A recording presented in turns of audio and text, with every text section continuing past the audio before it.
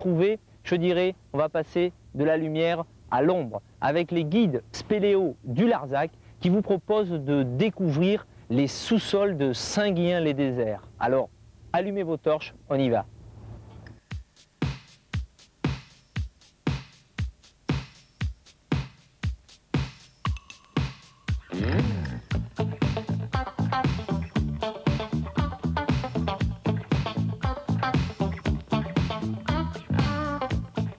Monsieur le maire, les guides Spéléo du Larzac se sont implantés à Saint-Guilhem. Mais c'est quand même drôle, Spéléo du Larzac, et nous sommes à Saint-Guilhem. Alors pourquoi? Alors, avant de répondre précisément à votre question, qui relève pas directement de la commune, mais plutôt de l'association des guides du Larzac, je voudrais faire une remarque. Saint-Guilhem, comme vous avez pu le remarquer, est un endroit merveilleux. C'est un endroit dont toute personne qui y vient tombe amoureux. Les gens qui y vivent, qui y sont nés, qui y mourront, sont amoureux de ce pays. Ils sont donc attentifs à ce qu'ils ne soient pas détériorés par un tourisme envahissant et non respectueux de leur lieu. Les guides du Larzac, Spéléo du Larzac, sont venus nous proposer certaines activités. J'ai reconnu en eux une certaine qualité, un certain respect de l'environnement, une certaine qualité aussi du respect des gens. Nous avons eu quelques remarques à leur faire, mais globalement, il nous a paru que la collaboration était intéressante. Pourquoi? Parce que, alors qu'il y a une exploitation commerciale, par exemple du canoë-kayak, ils nous ont apporté leur technicité, nous leur avons apporté ce que nous pouvions apporter, il s'en est suivi une collaboration qui a fait que la commune pouvait rester maîtresse de cette activité en collaboration avec une technicité que nous n'avions pas. Et dans cette collaboration, il y a eu quelque chose de très productif, de très intéressant et qui s'avérera peut-être prometteur pour l'avenir.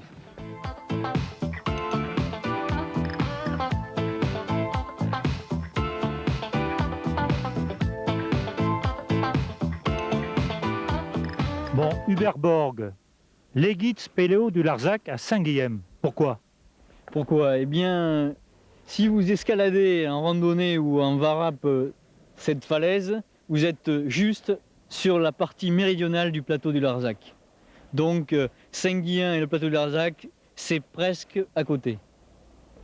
Et quelle est la date de création, donc, des guides Spéléo du Larzac? Alors, la date de création des guides Spéléo du Larzac, c'est 1983.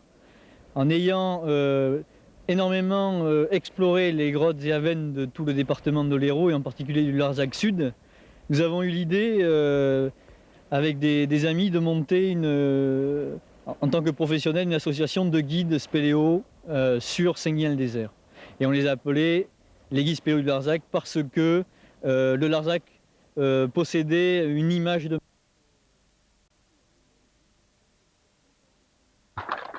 Tu vas être obligé de faire du yoga. Alors imaginez qu'en automne, quand il y a des crues, il y a une cascade qui se... Là. Ça fait de très gros remous et on ne peut pas explorer la grotte parce qu'elle est complètement noyée. Hein. C'est bon?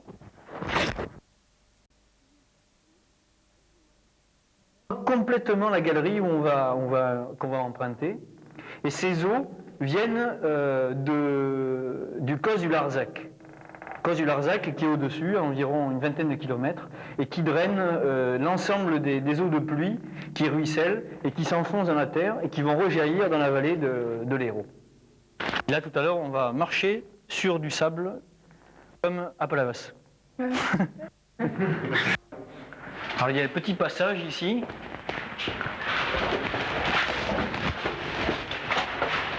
Voilà, vous baissez bien. Attention de ne pas mettre les pieds dans l'eau parce que... Ça ira, sinon c'est c'est ça, ouais. on va être obligé de mettre les pieds dans l'eau. Attends, comment? Une grosse concrétion tout à fait inédite.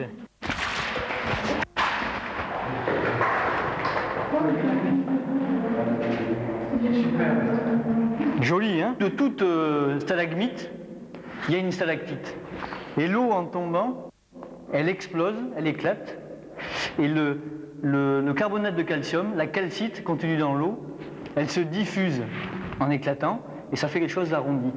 D'ailleurs, il il y a une espèce de petit trou là, c'est la trace de la goutte d'eau qui en tombant explose et creuse un petit peu en une espèce de cratère.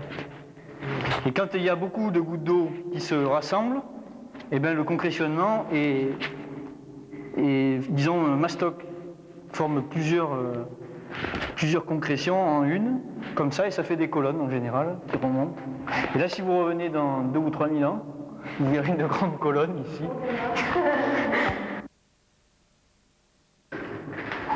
Bon, enfin, c'est lequel? C'est là, ouais.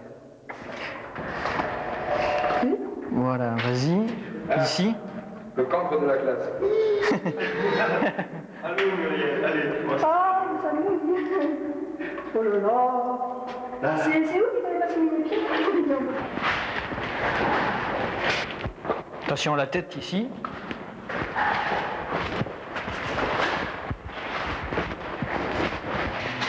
Ça va, c'est pas trop dur? C'est bon? Voilà.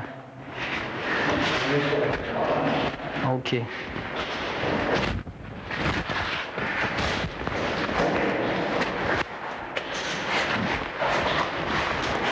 C'est bon, attends, on va attendre que tout le monde soit là.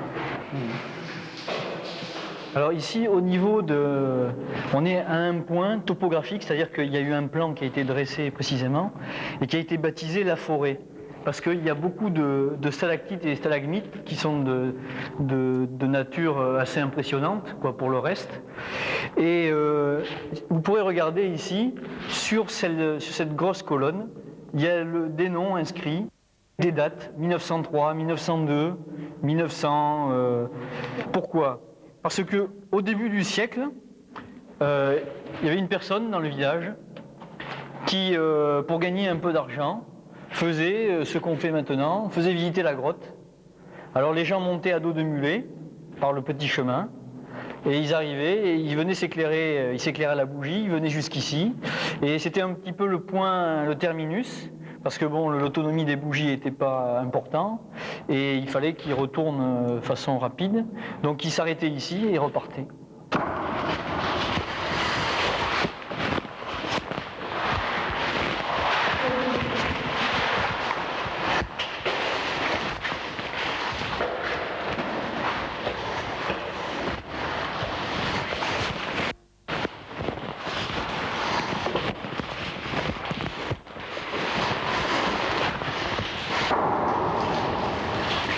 Voilà, on arrive à la salle du pilier maintenant.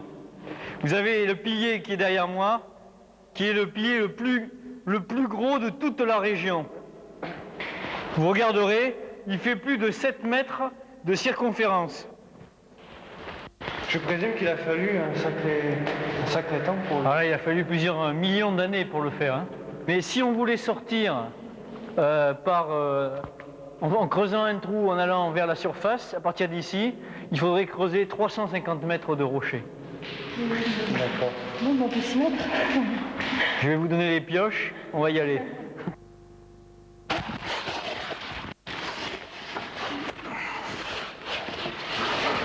Ah, c'était un peu étroit, mais enfin ça passe bien. Hein. Allez, on y va. C'est plus gros maintenant. Il était temps. Hein.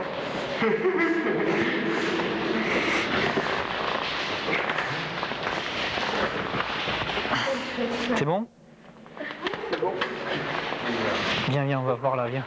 Viens ici.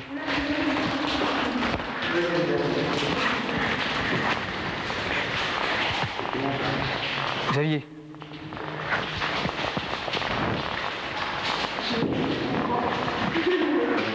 Nous venons de sortir de la grotte du Sergent et je vais demander à mes petits camarades de l'ombre ce qu'ils en pensent.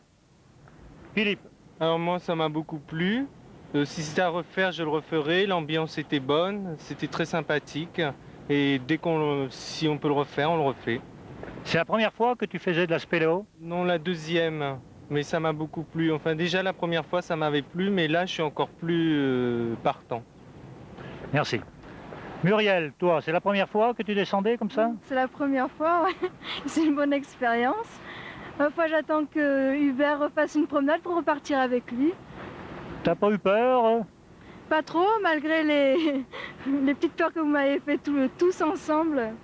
Enfin, pour me charrier un peu, mais enfin, sinon ça allait. Ça glissait un peu, non?